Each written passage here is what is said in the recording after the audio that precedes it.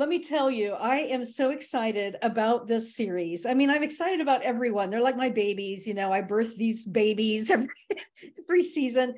But I want to tell you that I am calling this series, The Gift of Being Present, delightfully deep, because I think that, like, at first glance, the gift theme, the sort of bows and wrapping paper and all that fun stuff. I mean, there's just a million different ways you can bring this whole theme alive. At first glance, it's so delightful, it's fun, it's intergenerational, it's all of these things. And my friends, it's delightfully deep, because at the heart of it, we're talking about this idea that there's something we can be for others, not just something that we can buy them. Certainly you can buy presents, but you are a present. You are already a present. And our presence with each other is what the world really needs right now. And so I think it's a timely theme. I think that your congregations are going to love it, because it is delightful, but it's also with a great message. That it's not about all the expensive gifts in the world. It's about creating experiences, creating memories, creating a world that is better, because we are present in it, because we're present to each other. And we really, what we're trying to do is make sure that people aren't isolated and alone when they need to have company and help. So being a gift of present means hope, love, peace, joy, light, and assurance. And that's what this series is all about. So thank you for joining me on this Get Ready webinar. I do this for every one of our series, which means that I'm just going to go through stuff. You can ask questions, I'll answer questions, and hopefully you'll get excited for doing this series. If you haven't decided on Advent yet, I hope that you'll consider this, because as I said, I think it's a delightfully deep message. Okay, I'm going to share my screen and we're going to get to this. We're going to dive right in, and I will stop along the way for questions.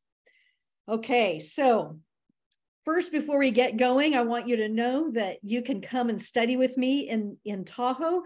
This is just to get this announcement out of the way, because announcements. Anyway, May 6th through 10, we're about to open up registration, but you can right now go to worshipdesignstudio.com/Tahoe 2024 and sign up to be notified as soon as we put registration up. You know, we cap this off at about 50 people there at Lake Tahoe. It's a bucket list item. So just wanted you to know that that is about to launch.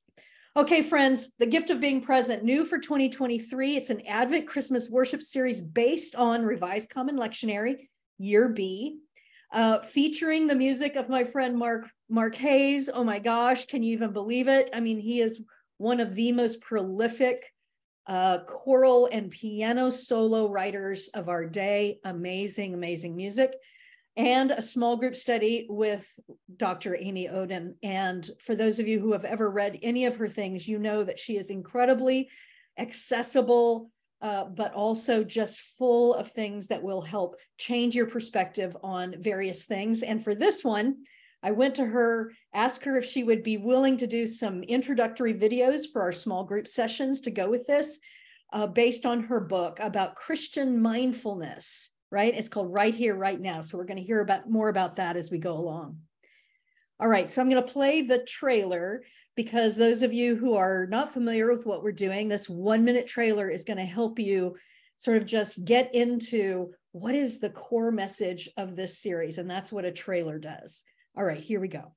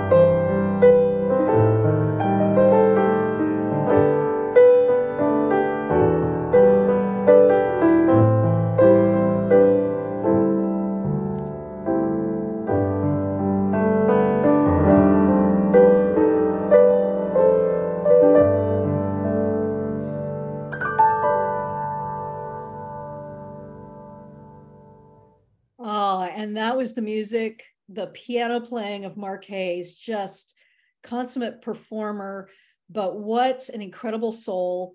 He is absolutely a delightfully deep human being, right? Just like this series. So I know that you're going to enjoy incorporating his music. So friends, when I looked at year B, and I knew I wanted to use the Revised Common Lectionary this year because we didn't have a year B in our repertoire, in our library. And when I read this Isaiah passage, like a shepherd, you feed your flock, gathering the lambs and holding them close and leading mother ewes with gentleness. I just felt such an affinity to that message, that being held close, being present. And really, when I looked at the scriptures for the season, you know, every one of the communities to whom the writers in the sacred texts are writing are occupied. You know, they're anxious. They're, I mean, politically occupied.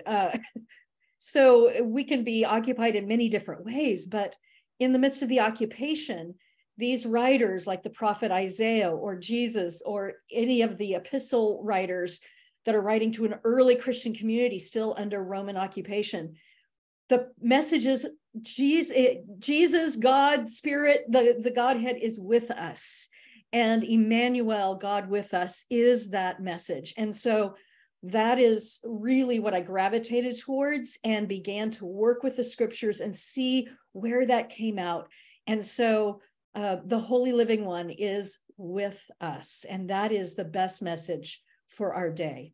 So the various Sundays, so Advent, the 4 Sundays in Advent, we're going to talk about this. I know you're saying, but Marcia, Christmas Eve is Advent 4. Yes, it is. Okay, hold on.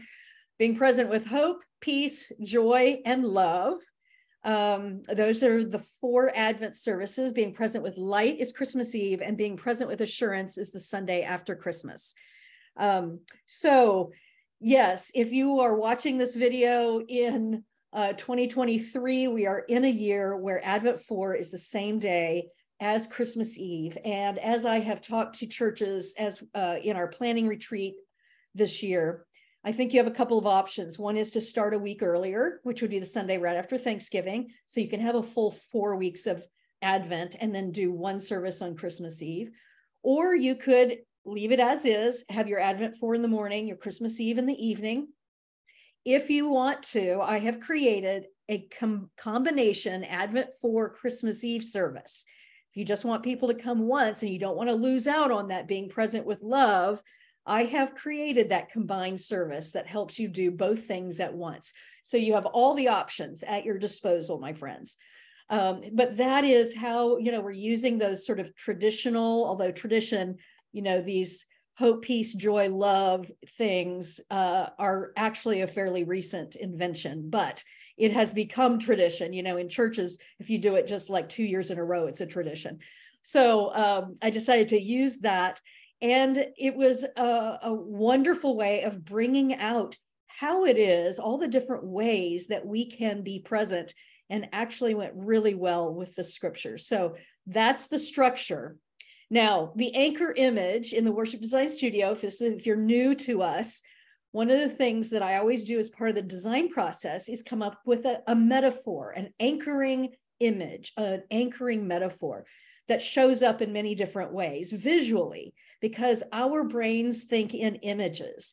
And so in order to make worship good, meaningful, and memorable, we must have a visual anchor that helps us. It just sparks right away. It's like a shortcut in our brain to all of the substance that the series holds. So the anchor image in this is, of course, gifts, the gift of being present and presence/present, the wordplay. It just brings it all in. So I'll talk a little bit later about the visual and media arts ideas in the children's time, which you see a picture of me dressed as a present. And that's part of what that is. But you can also dress your church as a present. There's many different ways to do that. So we'll talk about that. What's included in the series: scripts and auxiliary documents with everything you need. You adapt for your context. All right. I'm going to talk about adaptation. I'm going to talk about each one of those auxiliary documents other than the actual liturgy scripts. in this webinar. But I just want to reiterate right up front, these are all meant to be adapted, right? We love for you to give credit to Worship Design Studio, but you can just say in your bulletin or in your YouTube description or whatever, adapted from worshipdesignstudio.com/present. You know, I can't know everybody's church and the nuances of your church and what your favorite songs are and what you need, you know. This is something that you can only do. And so I give you all the stuff and then you say, okay, we'll use that. We won't use that. We're going to replace that. We're going to, you know, I give you way too many ideas. So you have to figure out which ones will be best for your community. All right. So what is included in it? This is from the overview document that is in your downloads. So this is what's included and what to do with it. Read the overview first. Have your whole team read it, even those who are like just going to do children's time or just going to do visuals. It's still great for them to have the big picture. So that's what the overview document does. Scriptures and Synopses is the at-a-glance look at the movement of the series theme and the scriptures that we're highlighting from that Revised Common Lectionary Year B. The 6 worship scripts, right? We have 4 Sundays in Advent, we have Christmas Eve, we have the Sunday after Christmas, and we actually have 7 because I've got that combined one that you can use if you want to for Advent 4 and Christmas Eve. Children's time scripts. Oh my gosh, I had so much fun doing this. But decide who's going to do that, get it in their hands. There's some crafting involved before you do this, so don't wait for the night before to sort of get your act together on it. It's so much fun. This would be a great time to get youth involved in helping to do the children's time if you have children and youth. All right, communion script, as always, I create a communion script. You incorporate it into the Sundays you're going to have communion, or every Sunday if that's your tradition.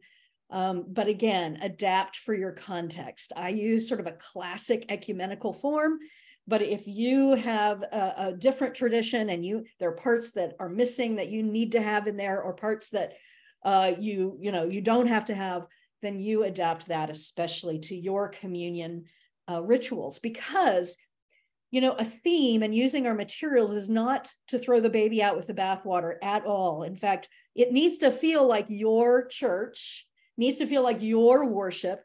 It's just that we give you all these materials and words that have the theme baked into them, the original music, that kind of thing. All right. Sermon fodder. Oh my gosh, we have an embarrassment of riches on sermon fodder for this, and I'll tell you more about that. We have visual and media ideas as usual. You can use your favorite usual decorations for Advent Christmas in your sanctuary and then add in sort of the gifts theme, right? So you don't have to start from scratch. You just get to enhance it, right? Music documents and files, we're going to go over all of those. A logo and trailer that are completely adaptable. You can put your own branding on it. And small group suggestions and individual devotional. Oh my gosh, this small group experience with Amy Oden is just amazing. And I'll show you more about that later. But think about, you know, getting that together. Even if you don't usually have small groups, I think people will really, really enjoy this. You know, it could be a dinner group and you just show the little, 15-minute video of Amy and I talking and then open the conversation during dinner. I mean, whatever way is going to work, I think you're really going to enjoy it. So the other thing that I want to tell you in this one, we have started in all of our series doing something called Yes and. It's something I've been talking about over the last 2 years and developing, and that is we have so many people who no longer come on a Sunday morning to the church or even online. And so how can we repackage the things that we have already created around this theme and make it community facing, make it rhythm flexible, engage people where they are? So we have a ton of ideas in that document. No one church can do all of the ideas, right? The whole idea is that we are a resource and we just throw some ideas out there. You look at it and you go, oh yes, we could totally do a podcast with this, or we could totally do a one-day Advent retreat with this theme, right? Whatever it is that you pick through there. We just want to keep reminding you that the worship materials don't have to just be for that one time a week, Sunday morning worship, either, both and in person, online, whatever it is. I mean, everybody's in person, right? In the sanctuary, online. But that we are spiritual leaders in our communities, and we can reach out beyond our walls, beyond our community, with these themes that are so very important. So lots of ideas, even if it's just creating a big sort of tree out of Christmas gifts outside, that's a photo op for people that pass by. Just some way that you're engaged with the community. All right, so let's just talk a little bit, especially for those of you who are new to Worship Design Studio, about how you get to the materials, where they are, how you deal with them. There's a lot of materials there, but we have many ways to help you get oriented. One of them, just bottom line, is emailing us, Marcia at marciamcfee.com, and saying, I need help. And then we have Jenna or Kelly or Ben, and they will actually get on the phone with you and walk you through it. So besides that, we have an unpacking video that Jenna did that takes you all through it, how you download the resources, how you get to them, etc. So there's that one. You can also, you find all of these things on the website. So the gift of being present, when you open it up, this is what you see. You scroll down on that left hand, you find the gift of being present, you click on it, and then it opens up that series. And then there's that unpacking video right there. There's also, here's the download the series. You click on that. There is a link to a file sharing system called Hightail that we use. You do not have to sign up for anything. You just click on that link and you can download immediately from that. So this is what it looks like when you click on the link. You get here, there's a long list of all the things, but you can do it in all one fell swoop by clicking the down arrow, and it will start downloading all of the materials to your computer, right? Actually, this will pop up, download space files, just leave it current version of all files, download, and it will start downloading. There on the left-hand side on this slide, you can see what it looks like when it goes into your folder on your computer. We have everything numbered so that it kind of goes into an order that makes a little bit of sense, starting with that overview, the scriptures and synopses, all of the liturgy scripts, then communion and children's time and sermon fodder, visual music, media, small group, personal devotions. So kind of in that order. Now, not all of you may want to have all that stuff on your computer. So you can also download it one thing at a time on the website. So you see in this picture, I have Advent 1 open. I've clicked on Advent 1. You can see there the PDF and the Word version. And we do that. We give you a PDF and a Word version. So you can download that Word version, and that's where you're going to make all your adaptations. And we're going to do a little example of that here in a little while. But the PDF is just always there. You can go back and see what the original was, always have reference to that. All right, so if you're on your phone, we have an app. There's an app for that. I often use my phone to just get a quick glance at things when I'm out and about. So this is what my phone screen looks like in the app. Those little lines, I click on them. It brings up that left menu. I go down and I find the gift of being present right there, as the same way it looks on the computer. And then that opens up all of those materials. And then there's, for instance, Advent 1. So I might go, oh, okay, what was it that we needed, or who, what, etc. That opens, and then I can click on that and turn my phone sideways. I do this all the time to reference something. You could do that with the visual document if you're out and about shopping at Joann's Fabrics or Michael's or Home Goods. Thank you very much. Oh my gosh. You can tell I'm an addict of home goods. And I want to just open up that visual media doc again to remember what that idea was. Then I can just do that on my phone.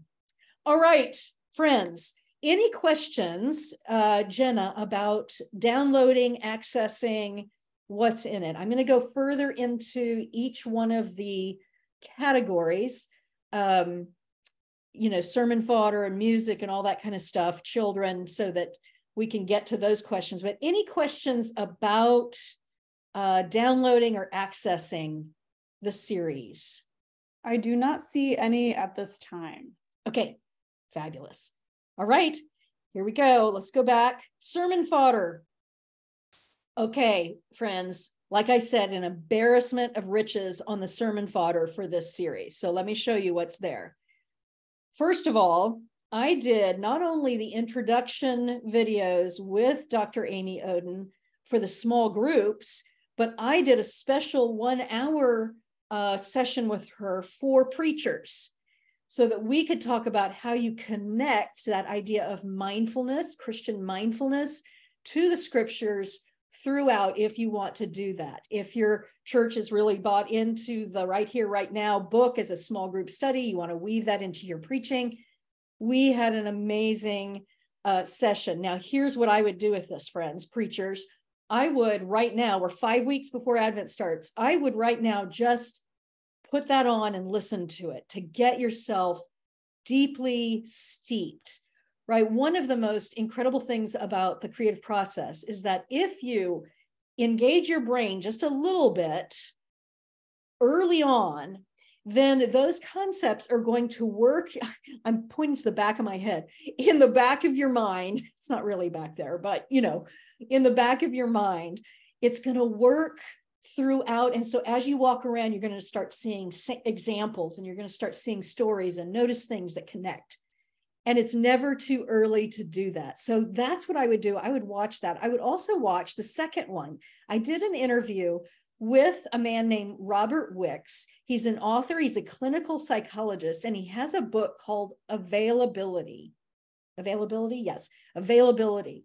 And it's about healthy ways of being present. Hello, right? So from one, recovering codependent to others, perhaps, there is a sense, especially women, I know that I bought into this as well.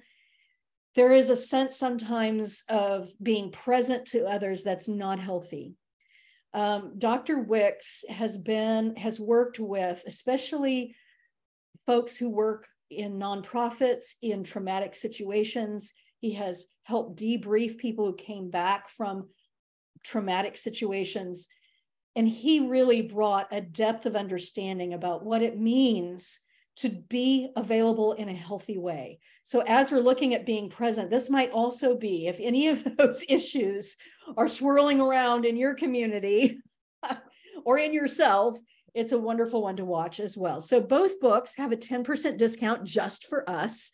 The Right Here, Right Now has a 10% discount until I think the end of November, perhaps. The Availability one has a 10% discount for 5 or more copies, or it's a $12 each for just one copy each. I actually downloaded this on my Kindle for a cheaper price. And so if you're just going to use it for your own prep, that's another way to do it. But this is rich, rich stuff. Now, then we have our usual sermon fodder for each service, but it's not the usual. I mean, it's so rich. And kudos to WDS staff member and associate Ben Hensley for coming up with an idea. He watched my interview with Dr. Oden about mindfulness. And so he created, each scripture has these 4 movements in it. Lectio, which are facts and notable details worth remembering as a preacher, something that might be interesting to your people. Meditatio, taking these facts and details and making connections spiritually. Contemplatio, questions for you to ponder as you prepare your sermon. And oratio, his own reflection on each passage. So from a pastor's point of view. Oh my gosh, for every scripture he did this. And we highlight 3 scriptures from the lectionary in every service. So it is rich, rich, rich, friends. And I think that you will find it spiritually deepening as preachers, as well as way helpful in writing your sermons. Okay, so additionally, once we get going, and those of you who are Worship Design Studio subscribers know this, that once we get going, Ben does a little prompt every week in the website. So you go to highlighted hashtags in that horizontal menu, and then you see hashtag sermon discussions present. And under that is going to be, you click on that and you'll get to week 1, week 2, week 3, week 4, as we go along. And preachers are actively in the comments, talking to each other, sharing ideas. It is golden. It's one of the unique features of using our materials, is that collaborating with each other. All right. So Jenna, any quick questions about sermon fodder or sermonizing or those books?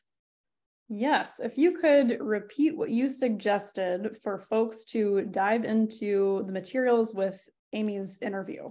Yeah.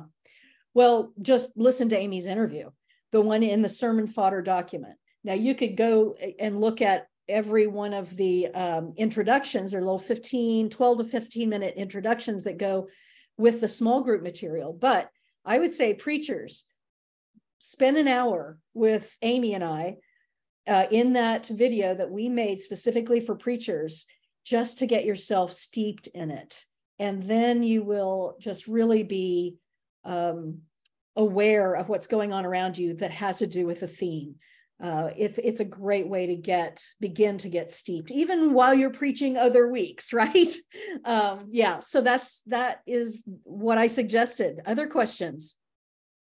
Just to repeat those details about the discount that you can get through Cokesbury right now, I put the link to the product in the chat for anyone who's interested, as well as the promo code for an additional 10% off. That's good through November 30th.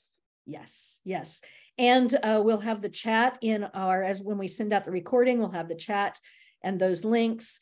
And those links are also in the website. Okay. And I see another question here. It looks like a clip art of Marcia and the author in the document, not a movie link. That is a clickable photo, Scott. So let us know if the video is not popping up for you. It should lead to a video in your browser when you click on it in a PDF reader. Yeah. I know the program that we use, the word processing program, like, when I actually just put a link in there, it puts the image in there. So those are clickable. All right.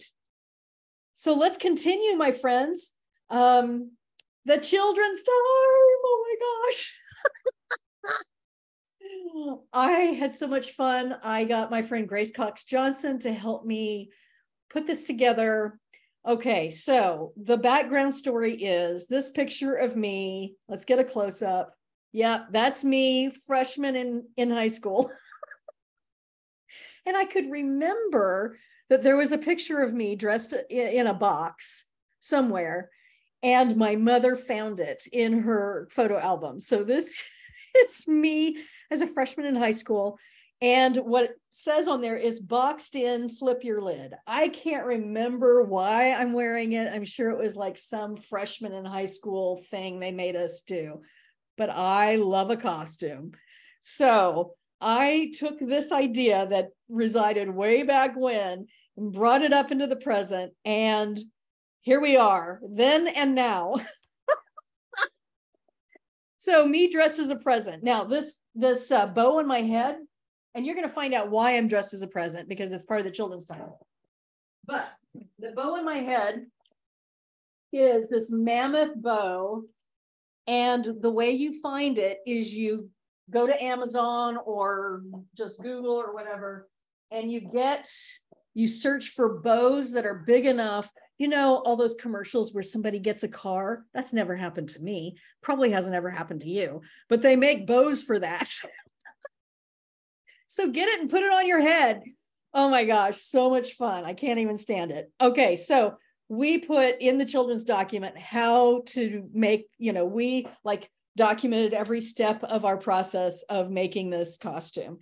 Just takes a medium-sized box and some wrapping paper and some bows. So it's super easy. All right. Fun thing for youth to do. Okay. So what happens is that each week you're going to make 5 of these things, because they're going to have different color wrapping. So the first one, Hope, is blue. I think that's the one. Anyway. Yes, blue. And so somebody dresses as the gift of hope.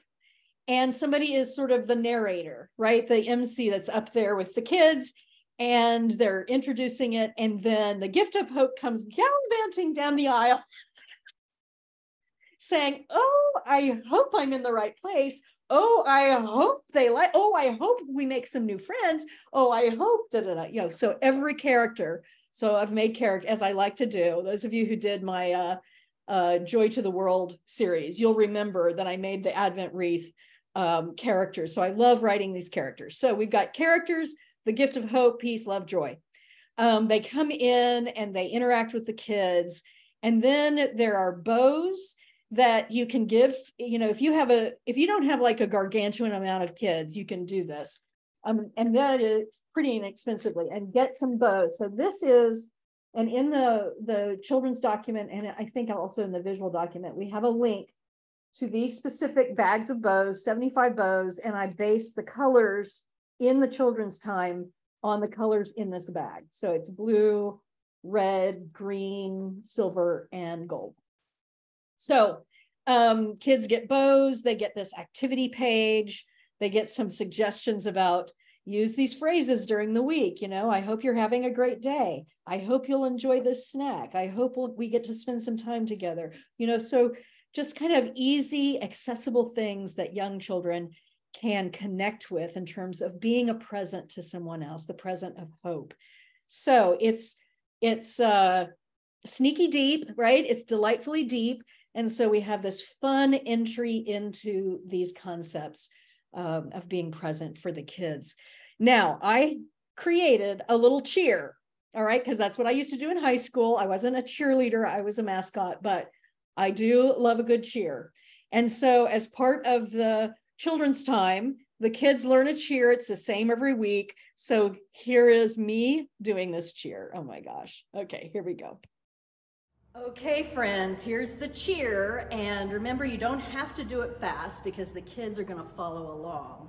But you may have some kids, some older kids, that start doing it fast because they like to make it fast.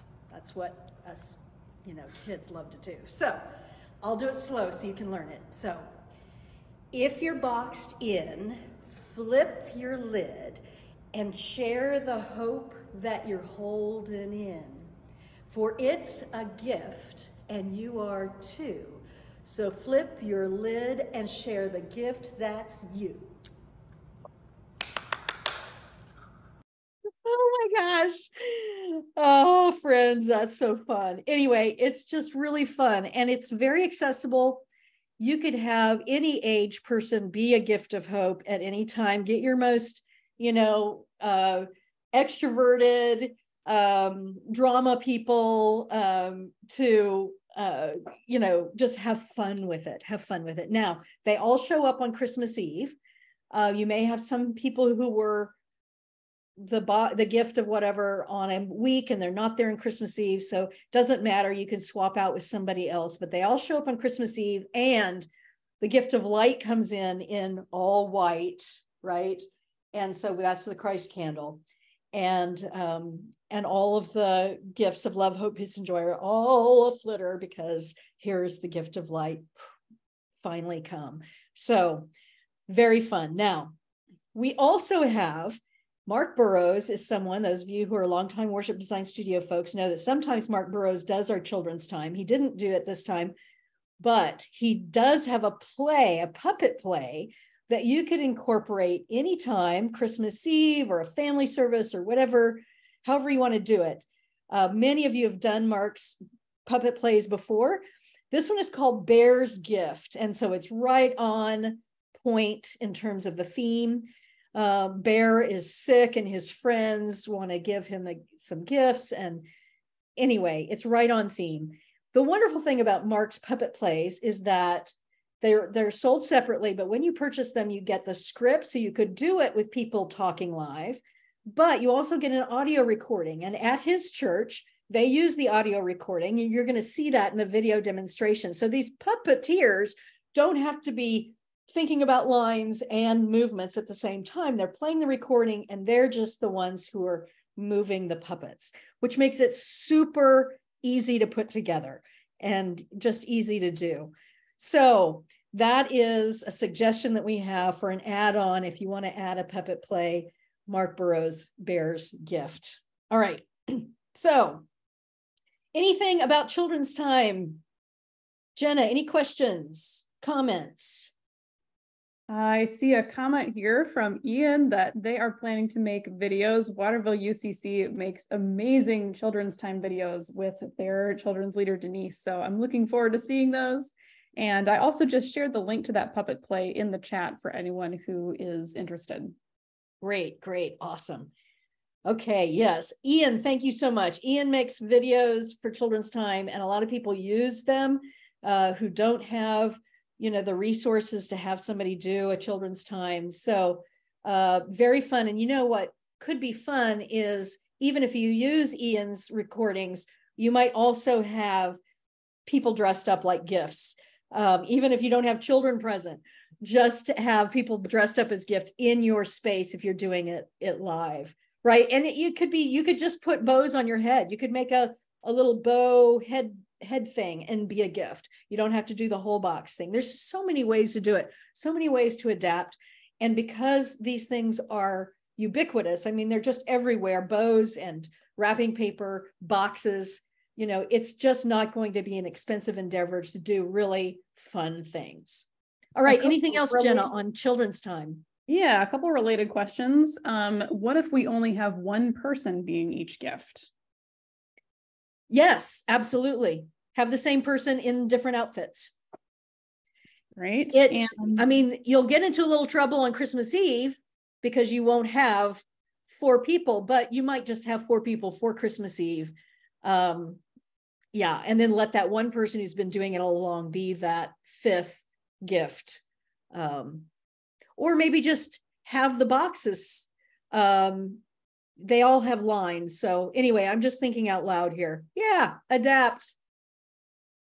And a question here, I don't know if we have this. Is there a photo example of the Advent wreath with candles with people dressed as gifts?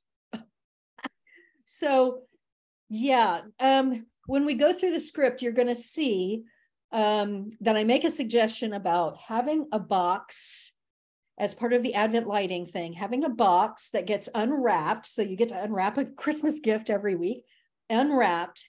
And the box itself has the word, like on Advent 1, hope on it. And then you have the Advent candle inside the box. You pull that out and you put it on your usual Advent wreath. Okay, so I'm not telling you to make a different Advent wreath at all.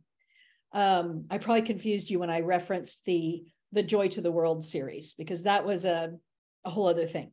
So just use your usual Advent wreath, and then you're just pulling the candle out that goes on your wreath out of the box, putting it on there and lighting it. Right. Okay, that's all I see for questions about children's time right now. Okay, awesome. Well, let's move on. Let's move on to hear more about music in this series. Many thanks to my friends, Mark Hayes and Chuck Bell. Oh my gosh, wonderful collaborators. Like I said, Mark Hayes, incredibly prolific in piano solo composition and choral work, orchestral work. I mean, just so much. But we are utilizing one of his songs for our Threshold song, and we're also suggesting one of his choral anthems. I mean, for each Sunday, a choral anthem out of his repertoire. So, I mean, he has such a vast repertoire. It was so fun to work with him to sort of put this together. Chuck Bell and I, as we often do, wrote what I call a liturgical jingle, which is just a little refrain for the prayer song. So let's take a look at that. What Can I Give Him is the Mark Hayes song, the little refrain. We're using the refrain only for the threshold moment, but the whole Advent, the whole choral anthem, What Can I Give Him, can be sung. We suggest that on Advent 1, so people get to hear the whole choral anthem if you have a choir. Now, here's our arrangement with the publisher of this. We provided you, we got permission to provide you with a lead sheet, right? So it has chords and it has the melody on it. a melody only sheet, and a congregational insert. So you can put it in your bulletin, the melody line. And what the publisher has asked is that if your choir is going to sing the whole anthem, or if they're just going to do the threshold moment, purchase the anthem. This is the way that Mark can get paid for this. We can say thank you. Not expensive, especially if you're only going to use the refrain part. Then, you know, buy the minimum amount. 10 copies is fine. And by that, you can buy hard copies, or you can, so hard copies from Jubilate Music, which is the publisher, or you can get e-copies. You still pay for a minimum 10, but then it just downloads one to your computer and then you make 10 copies, that kind of thing. So you could just buy one if your accompanist just needs it. You could buy one hard copy through Jubilate. There are many different ways to do it. But what we want to do is say thank you to Mark Hayes for this amazing work. And, you know, doing it this way is really the way that we can do it. Now, I had this is from J.W. Pepper. That's where you get the e-print ones. So it comes immediately. You make copies. You can get it in SATB, SAB, unison 2-part. You can get instrumental parts. You can get all kinds of different things depending on your configuration of musicians. Now, if you don't have musicians, I got this question already in the website. Basically, they're saying we don't have musicians. We sing to video and with video lyrics, lyric videos. And so what do we do with this song? So one of the things that I want to suggest to you is that you could record, and I'm going to show you when we get to the website, we have a way for churches who are doing the same series to share with each other. So there may be a church who has the resources and the choir to record in the twice where you sing this little threshold song, record that for other churches to use. I would ask those churches who are going to use that still buy some copies of that anthem so that you can again thank Mark Hayes for his contribution. But you could do that, and then you could play things like, you know, just with a C chord and a G chord, you could play some handbells or some chimes. You know, and even if people don't know how to do it, it's random ringing underneath, and just every once in a while, keeping that sound bed going underneath the threshold paragraph that the pastor is or a worship leader is reading. And so even if you don't have a pianist, an organist, you can still do some really accessible things to create that. So for instance, I went to YouTube and found a church that had done it as a solo and piano piece during pandemic. And here is the first part. So you can imagine that you have had some chimes or things ringing in the background as that first paragraph is spoken, and then you play this. What can I give him for as I am? If I were a shepherd, I would bring a lamb. If I were a wise man, I would do my part. Yet what can I give him? I will give my heart.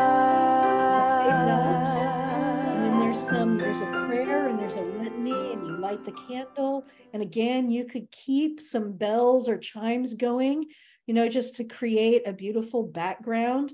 And then when it gets time after the prayer to sing that again, then it comes in and sing along with that. So basically we're talking about making our own sing-along videos. What can I give him? So we can support each other in doing this, and that will be absolutely fine.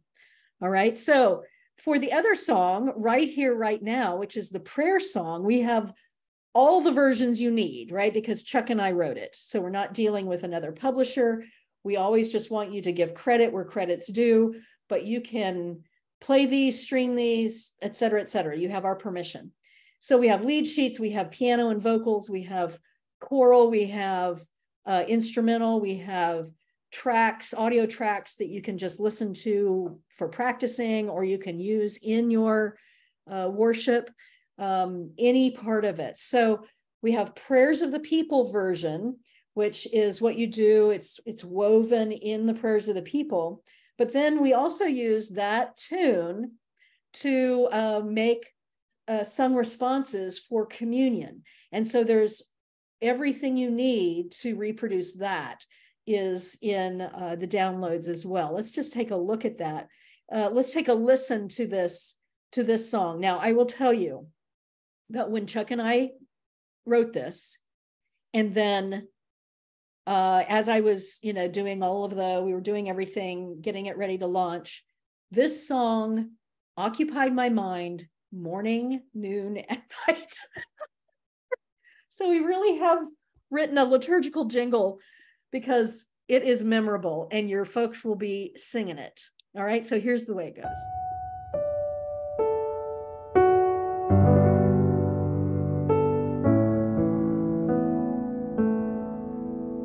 Right here and right now, we open our senses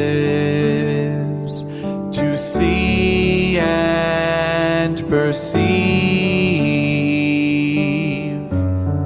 the gifts we've been given to know and believe that what we must do is open our hearts to let all gifts flow through.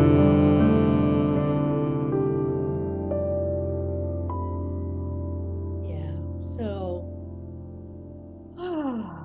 that is that little piece, and it really is inspired by Amy Oden's book, Right Here, Right Now, because really she's talking about using all of our senses to open ourselves, to be fully present in the moment, to be fully present with each other, to be fully present to what's going on in the world. And yes, that's going to break our hearts, but the message that the Holy is ever present with us is that peace that accompanies what joy and heartbreak, being present in the moment, brings to our lives. It brings a depth and a richness. So that is, again, very simple, beautiful. Your people will learn it like that. We have a congregational part in there that you can put in your worship guide if people like to read the music. But then we incorporated that into the Great Thanksgiving. So just a little example of that in the recordings. If you're using our recordings, Chuck has created some underscoring in the score. So if you have a live pianist, but also in the recordings. And so what you're listening to right now is the underscoring that would go in the paragraph just before we start the Great Thanksgiving. And it's a call and response. So leader people.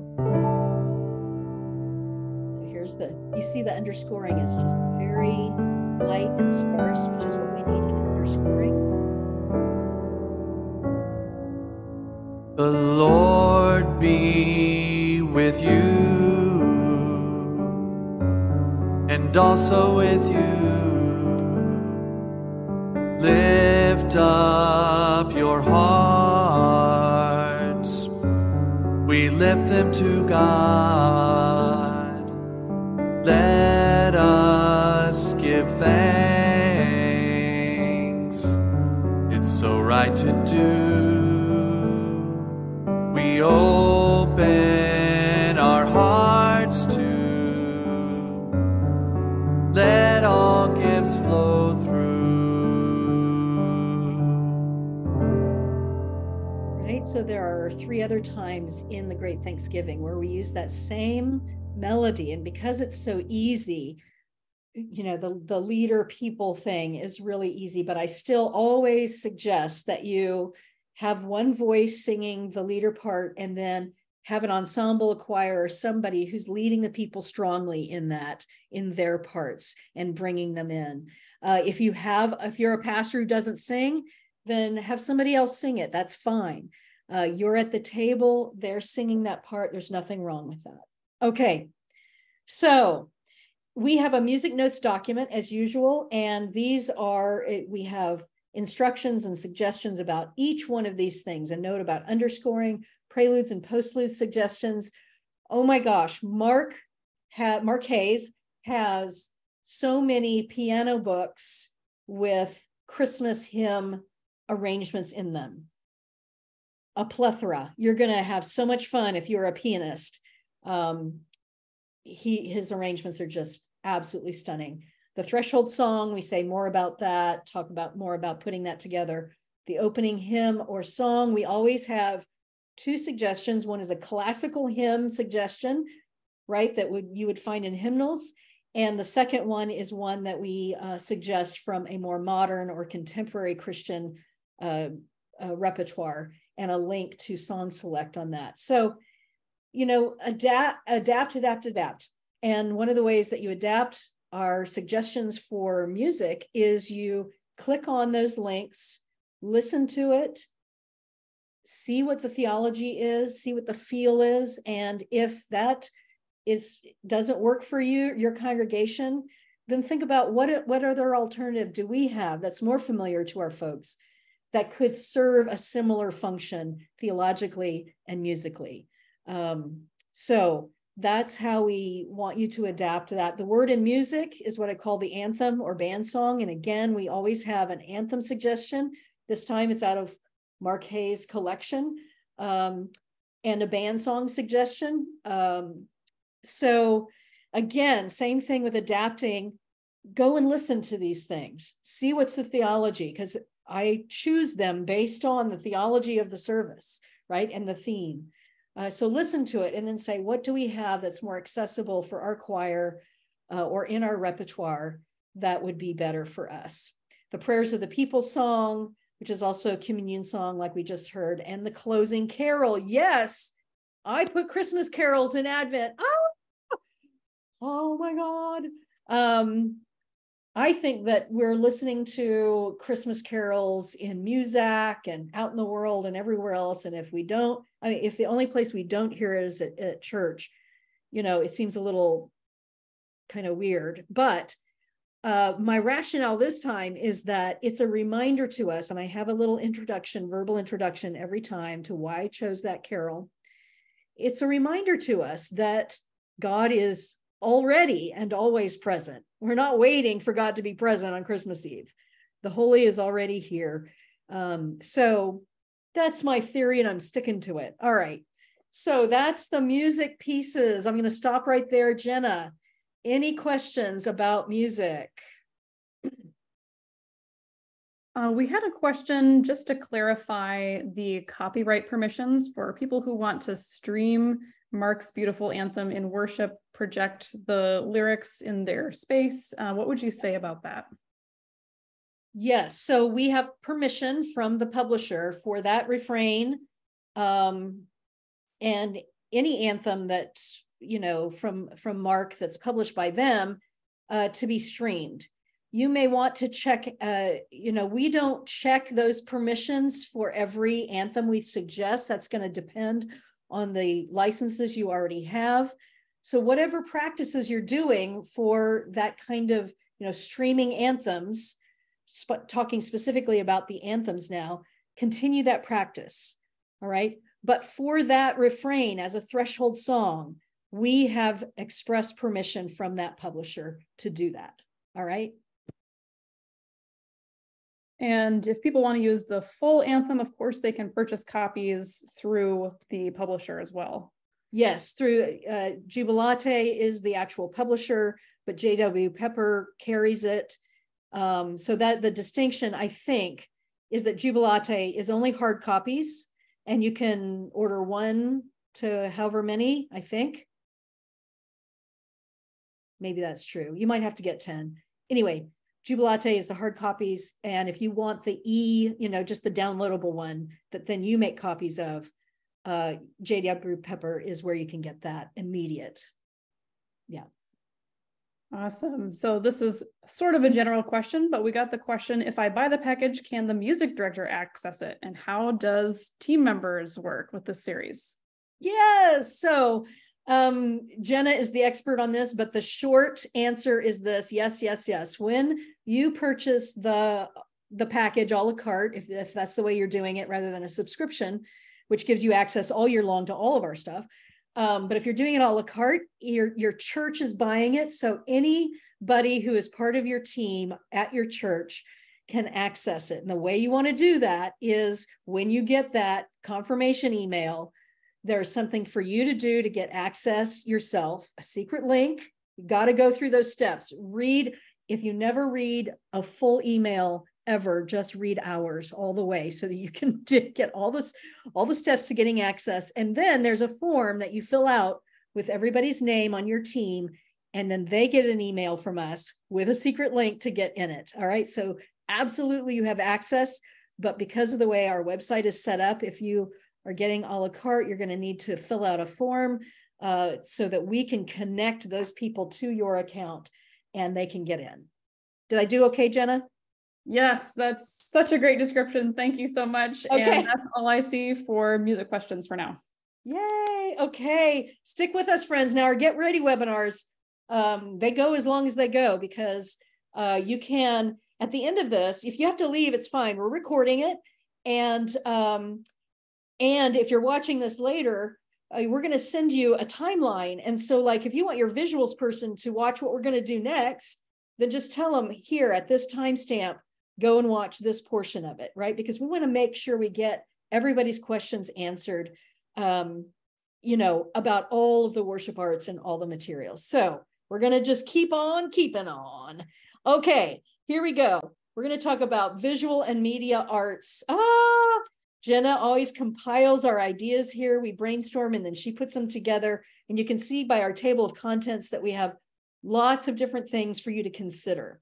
So the gifts anchor image, we have a Pinterest page. Yes.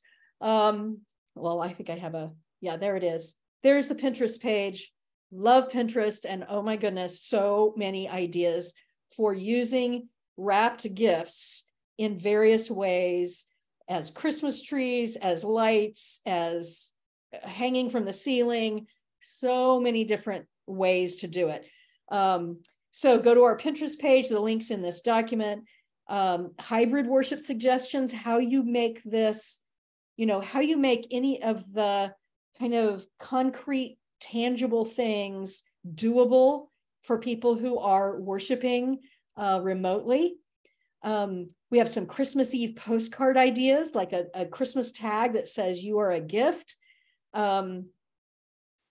Printable devotional journals, how to do that.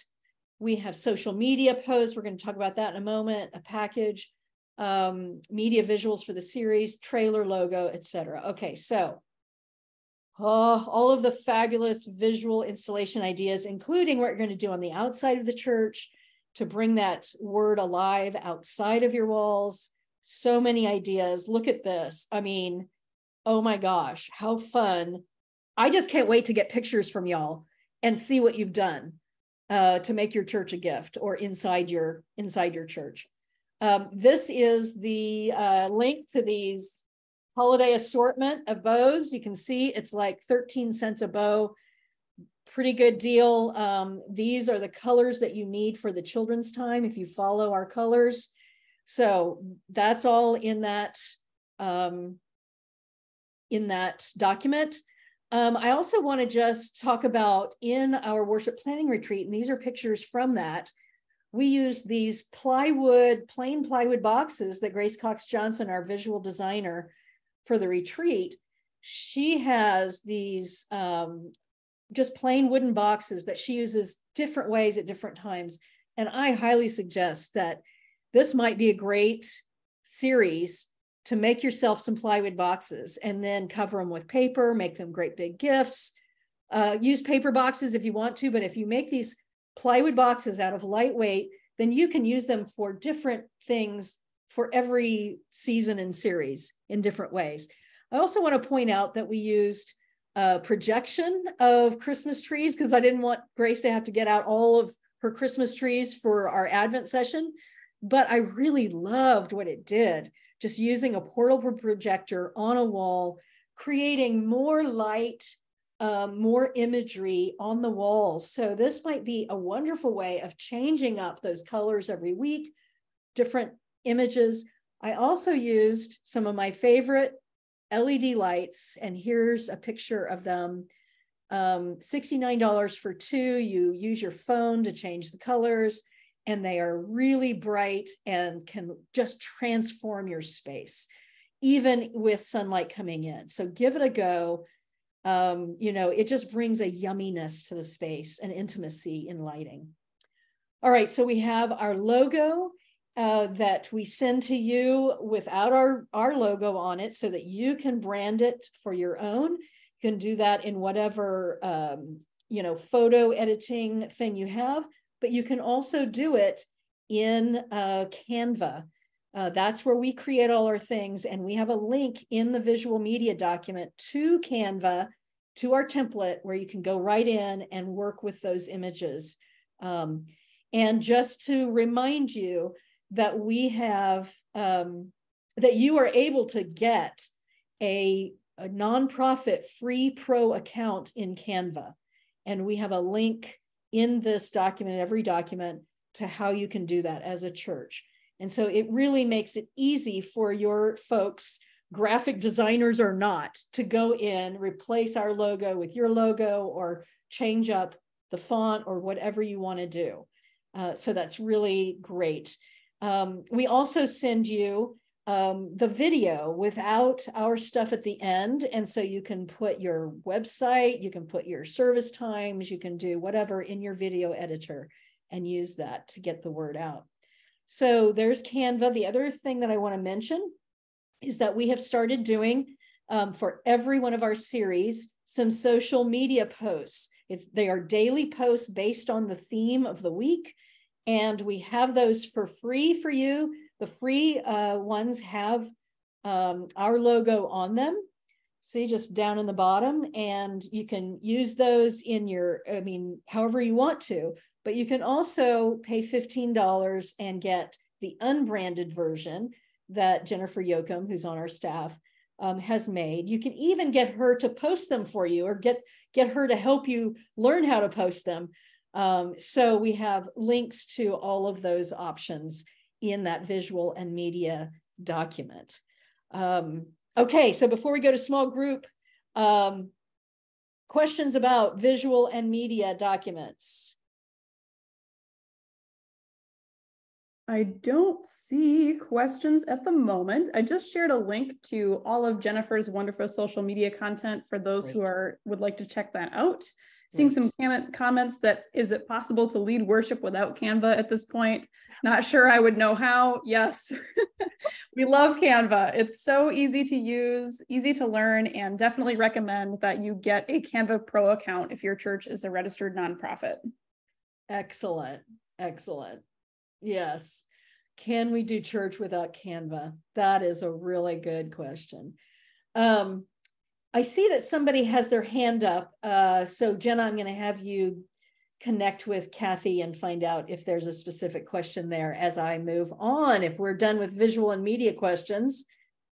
If I can just say too, if you could use the chat to ask me your questions, that's so much more easy. So yeah, right. Great. But please use the chat as much as we can. Thank you. Yeah. And someone has asked, what's Jennifer's contact info? That is all in the documents. So yeah, I'm streaming this to Facebook. It's going to be pretty public. I'm just not going to put it out there, right? Yeah. Okay. So without her permission. Okay. So friends, that's visual media. And if you are watching this as a recording, as many of you will be, remember, you can ask us questions at any time that pop up. If we didn't answer them on this webinar, Marcia at marciamcfee.com. I will give that that out there publicly. Okay, so let's go back and let's talk about, this delicious small group resource that we have. So there's that code WDS10 to get an additional 10% off the Cokesbury price on that book right here, right now. It's super easy book, really accessible, really friendly, and just really, we're so excited about it. Amy and I asked Amy we follow her 4 chapters, and we just did a little session for each one that's like 12 to 15 minutes that you watch at the beginning. And we have an entire leader's guide. So friends, with the leader's guide and the links in that leader's guide to these little videos, people have everything they need to do this on their own as a study, or get together with friends, do it as a small group. Anybody can lead it. It is like, you don't have to plan anything. You don't have to learn anything. It's great. Okay, so I'm going to show you a little 2-minute excerpt just so you can get a sense of, this is from the first week, little intro into the small group time, just so you can get a sense of it. And what Amy does is she leads us in a mindfulness practice. It's just very gentle, like a little 5-minute thing. And then we start talking. And so this is the talking part of it. All right. So Amy, in your first chapter, one of the scriptures that you quote is Mark, because in this series too, we're talking about paying attention, like staying awake, right? And you use this scripture from Mark, whoever has ears to listen should pay attention. Or the Matthew 13 scripture, happy are your eyes because they see, happy are your ears because they hear. And so the simplicity of using our senses, in the song that we wrote for prayer time, right here and right now, we open our senses. Tell us a little bit more about what that scripture means to you related to this. It's such a proclamation of good news because it means I already have everything I need, right? My eyes, my ears, my senses, even though some of us may not all be able to see or all be able to hear, we have what we need to perceive that God is with us right here and now, right? I don't have to read 10 books first. I don't have to get my life, my act all together first. No, Jesus is saying, God is here. Don't miss it. Right in front of you, the kingdom is happening. So open your eyes, open your ears. He was in a religious culture that said, once you get to the temple and you make the sacrifice, maybe then, once you keep the law, once you atone, right, then it's an if you do this, then God will show up. We don't have an if then God. This is saying, doesn't matter if I discover in my body scan that I am still really mad at my spouse about something that happened yesterday, right? And that's just taking up all the space in my body. Okay, that's what's there. I don't have to fix it. God's not going to say, oh, I can't show up till you're a sweet girl again. No, I can, right? Jesus is saying, eyes to see and ears to hear. God's at work in you in this moment, in this place. So I take that as just such good news. If and when, I can pause and pay attention. Right. That God is always there, always present. Emmanuel. That's why in this Advent Christmas season, we are paying attention to the presence, the gift of the presence of God whenever. Thank you so much. Oh, isn't that great? Oh, she's so real. She's so down to earth. And she's like, this is how you pay attention. Here's some of the practices, right? And there's a lot of different practices in her book. It's not all about, sitting on a cushion and breathing. And, there's many, many different access points. So anyway, it's just delightful, absolutely delightful. So you're looking at the covers of 2 documents in your downloads, the small group study guide, that is everything you need to lead a small group, or to do it on your own, or to do it with a friend. Everything is there. And then there's the Gift of Being Present companion journal for Advent, which is a journaling journal, right? So it takes some excerpts from worship. It gives you some lined paper to write on.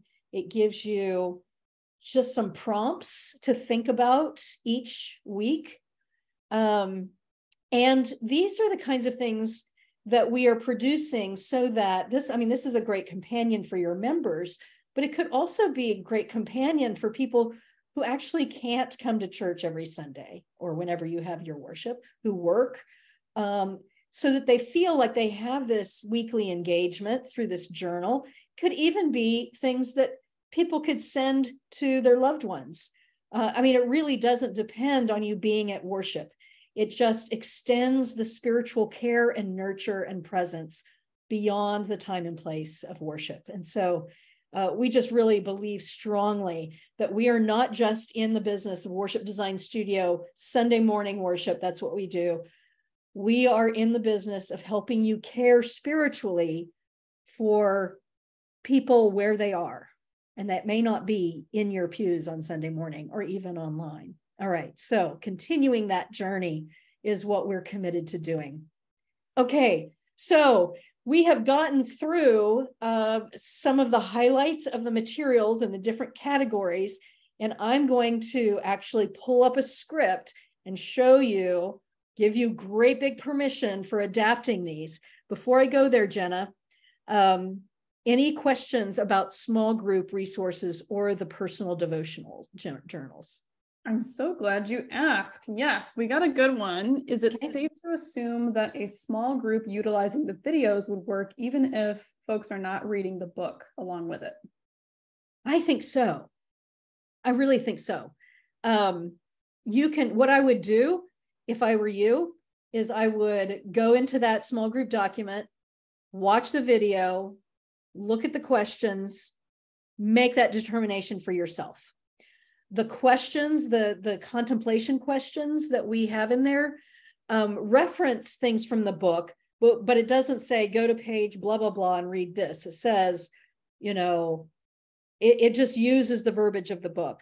And then you could let people make their own decision about getting the book, or you could read excerpts from it. I don't want to, suggest that's the optimal way to do it, because we also want Amy to get some good love from this and get lots of her books sold. But yes, I think try that for yourself, make that determination. And another question here, I think this will be good to open up perhaps on the website and in the chat for those who have experience with this. I'm curious if anyone here has small congregations, like 15 people or fewer, and how you have adapted these series to work for your groups. Yay, thank you for that question, Tyler. The answer is yes. We have had lots of churches who use our materials with very, very small groups. So in other words, you're having small group worship, basically, right? You are a small group. So, one of the things you could consider if you're a very small group that could have these yummy conversations as part of worship is to do a combination of listening to a recording of that threshold song, reading the opening of the service, going to the video of Amy, right, as sermon time, having a discussion as a small group, singing the carol at the end. I mean, there's some people that just pull out certain prayers. You could do the prayers themselves without needing to have the music, or just listen to the recording of the music and then do the prayers that we've written there. So many ways to adapt to your situation, no matter the size of your group, no matter the technology you have or the musicians that you have or don't have. That's, our clientele really are small to medium-sized churches, and we want to give you materials that you can use in whatever way works for you. Thank you, Dave, for your answer to Tyler. Fabulous. Yeah. that this has worked for you in your smaller church situation. Thank you so much. Well, let's get to it. Let's look at the website first, so I can kind of show you some of the wonderful ways. So here we are. I just opened the website, and I'm going to go down to Advent Christmas series. The newest one is on the top, The Gift of Being Present. It opens up automatically to Serious Materials, which is this list of everything I've been talking about, right? All there. Let me just highlight here. Here's that download the series. Here's about the social media images and videos, and a link to Jennifer's contact information. This is where we start to share videos and resources between each other. And so the instruction is that if you've created something that you want to share with other churches based on the series, then you upload it to our uplink, let us know you sent it, and then we put it here for people to download. So that's the way that we do that. And people have done their own Advent devotionals. They've done Advent calendars based on the series. They've done, giveaways that they have designed for Christmas Eve. They've done all kinds of things. So if you're working on something that's not part of the package that we have in here, then let us know. And this is the way that we just multiply the gifts. See what I did there? Multiply the gifts. All right. So for instance, if I go Advent 1, here's that document. I can download it on its own right there. Or if I have downloaded the entire series from that Hightail link, it's already on my computer. So let me go ahead and share that Word doc version of week 1. Great. So this is the Word version. I have downloaded this, which means it's completely adaptable. Now, for those of you who are new to Worship Design Studio, my background is in theater.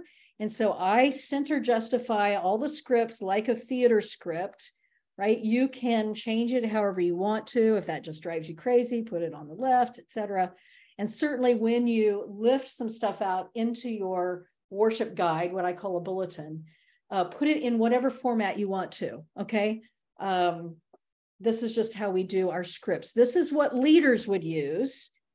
So if you're a leader, you have a notebook.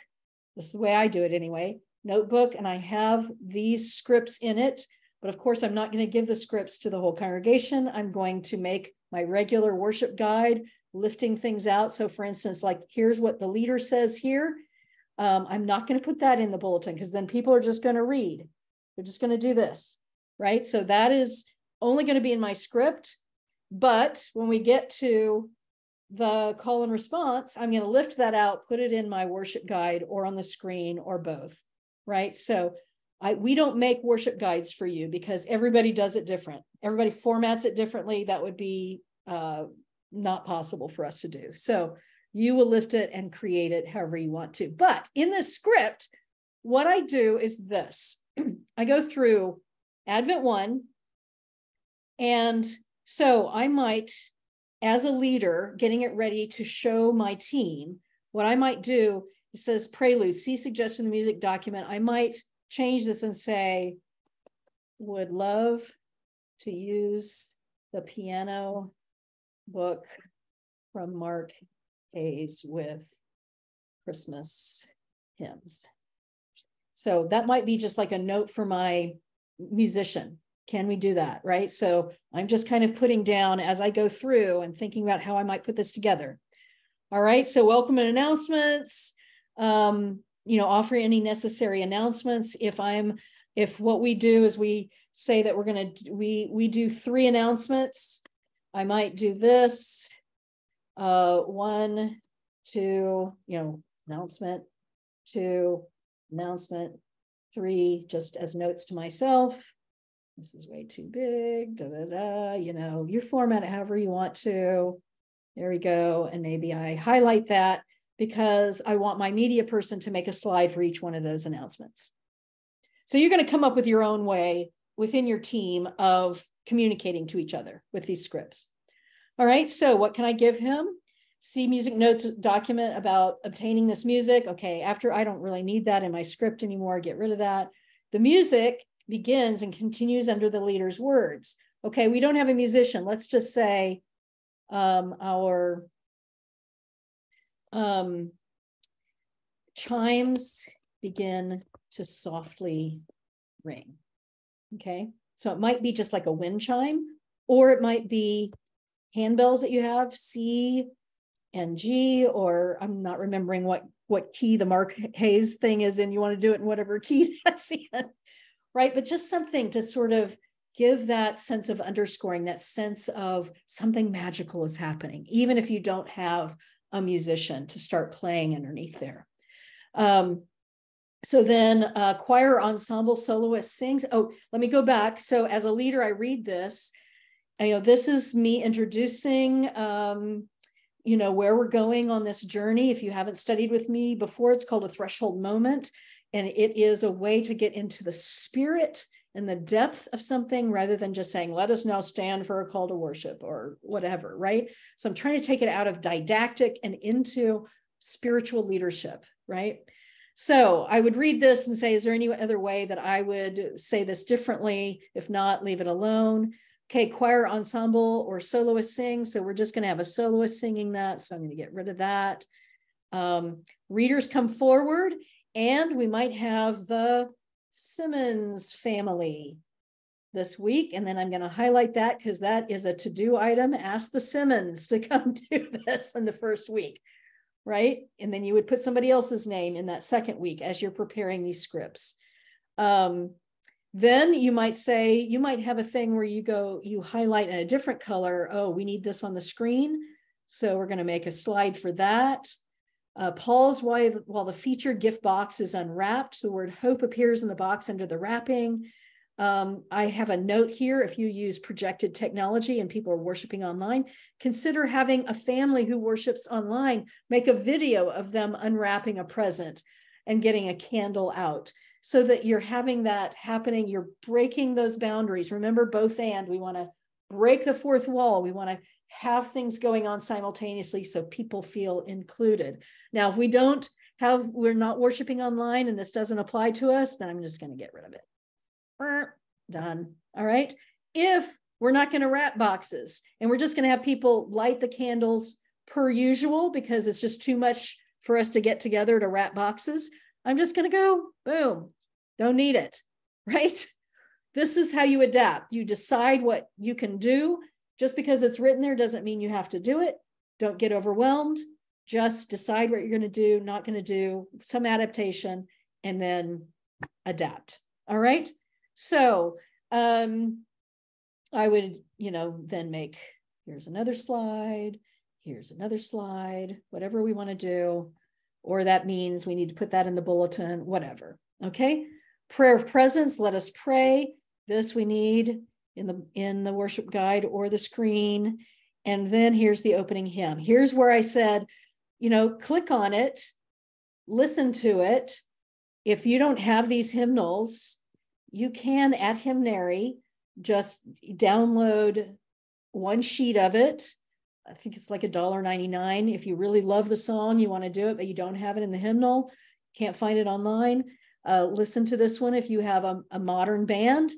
See if it's something that works for you. If not, pick something else. So that's going to be part of your preparations, right? But listen to the theology and the feel of it and choose something that would be somewhat equivalent. All right. The peace, invite the passing of the peace as customary. Again, not throwing the baby out with the bathwater. If we have something really different, then we're going to follow with something that feels really familiar. So I don't have a different way of doing the peace. You do the peace like you do the peace. All right.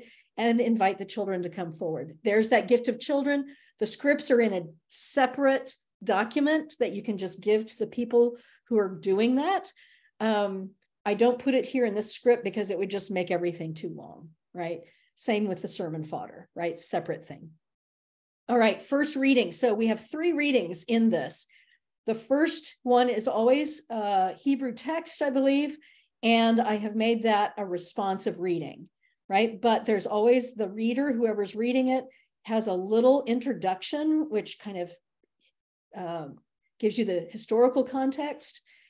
Then there's that it's just an excerpt. I just do a short excerpt.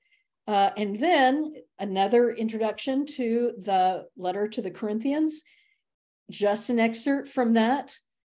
Preachers, my suggestion is, if you really want the whole thing read, have the whole thing read. That's fine. Change that. If you want to refer to different parts of it that was not read, read that in your sermon. You'll figure that out. But this is just an example of one of the ways that you can do this. Here's Witness to the Word, choral anthem or band. Again, listen to these things. I put in links, and most of them have ways to listen. This is the full anthem of Mark's music that we're using. Or this is a band thing. Gospel reading, mostly I have all the gospel readings in full. I use in the scripts throughout the inclusive Bible version. If you want a different version, fine. Replace with whatever version it is that you want to use. All right. Sermon, here's where we just say, go to the sermon fodder to get you started on that. And then here's, I don't know if you've been noticing, but the fourfold pattern of Christian worship: gathering, proclaiming, responding, sending forth. I've made a word play on each one of these. Fully present in the moment is what we call the praying part, the responding part. What was, let's see, I can't remember.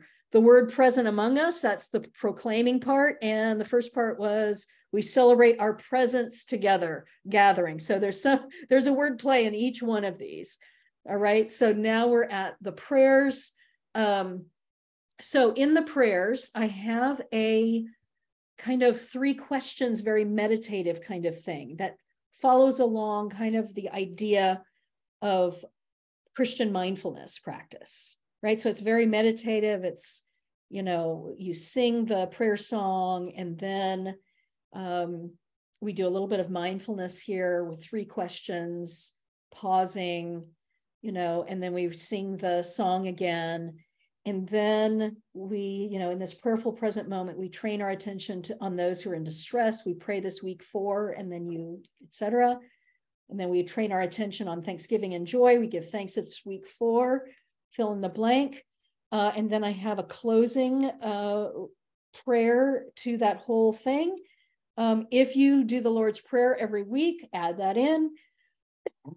Excuse me. If you don't want to do any of this, what do? I think I hear you saying, delete it. Haha, yes. Excuse me. Delete it. Sing the prayer song, bookend the prayer song with your normal pastoral prayer or whatever you do. Again, these are do as much or as little as your congregation can stand, right?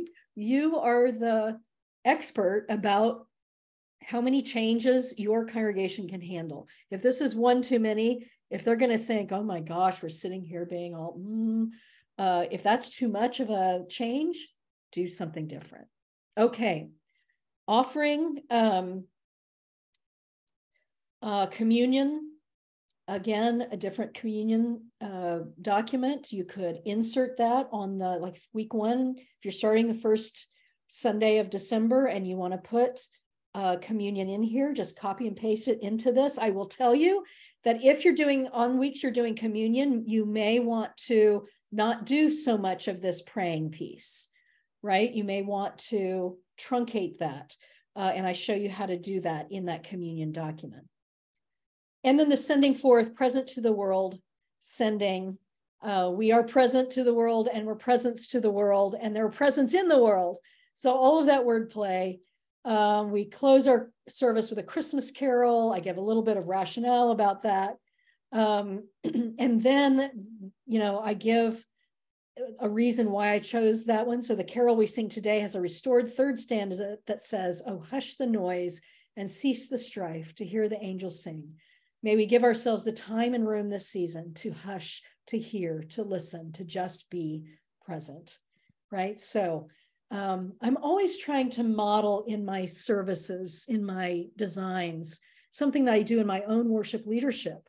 And that is not just be a bureaucrat announcing the next hymn, but helping people enter into it in a deeper way, in a way that helps them pay attention to talk about, the theme of this series, to pay attention in a deeper way.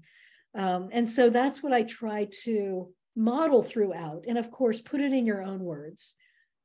Benediction, I have a quote from Amy Oden's book in the benediction, and then something that is common for each one. So now go and be truly and be truly present. So you may be a gift of presence for others. That's all that is expected, that the gift that is you is the best gift you can give. That, friends, like if people haven't gotten the message before the benediction is a great place to just say it again. What's the bottom line? And this is it. In the name of the holy presence, the divine gift, and the spirit of hope that is just waiting for us to unwrap abundant life. Amen. Okay, so hopefully that gives you a sense of what is in the script, how you can adapt it, that we're really serious about you adapting in whatever way you need. So Jenna, we're bringing it to a close.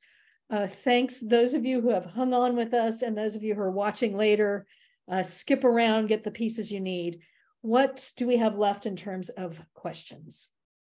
Yeah, so I've got one about the timing of the series. For those who are starting Advent a week early, asking if Ben's weekly sermon discussion posts are going to start a week early as well. Yes, they are.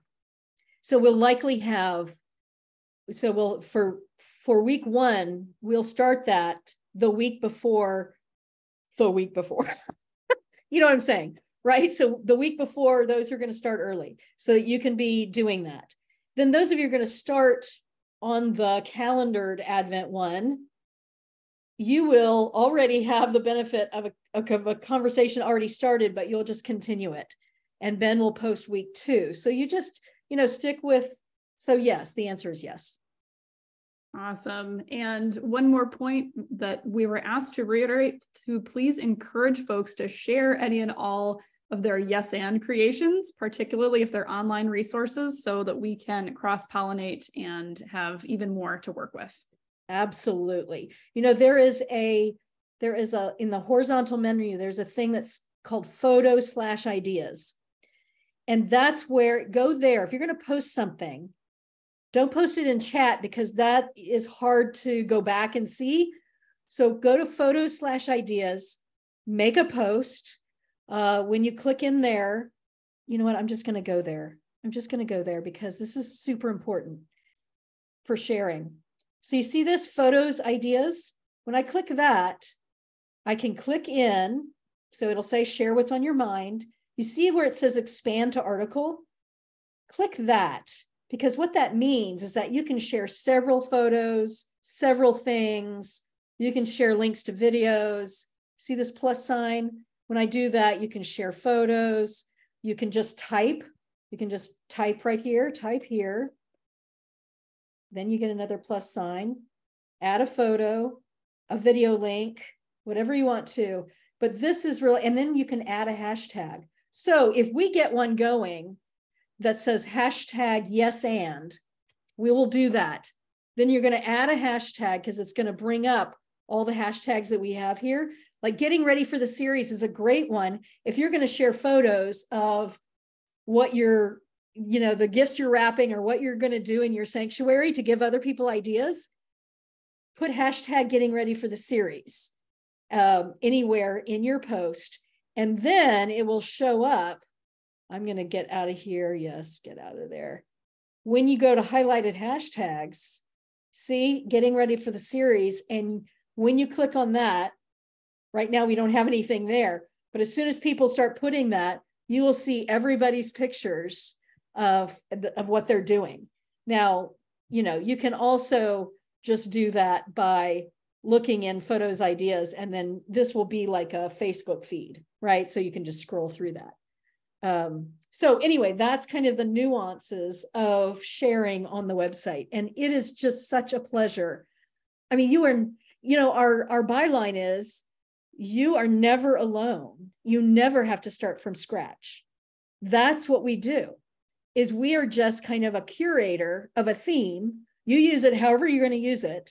Use whatever our materials you want to use, make up your own, share with others. You're never alone. You never have to start from scratch. That's what Worship Design Studio is.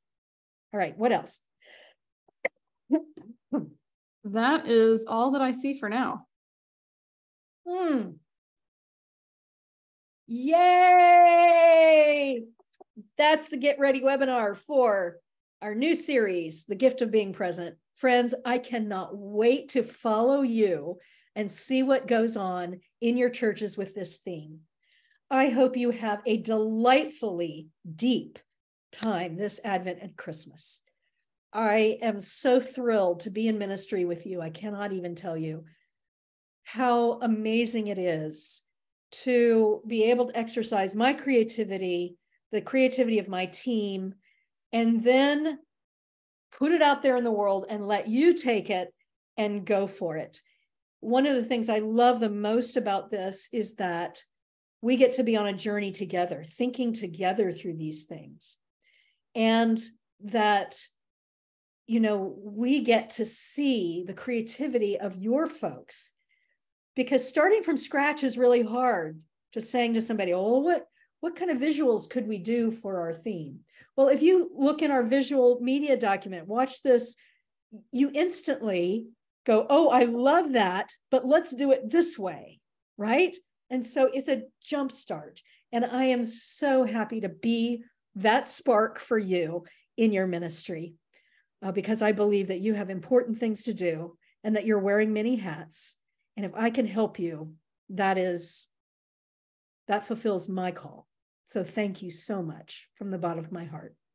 All right. Merry Christmas, friends.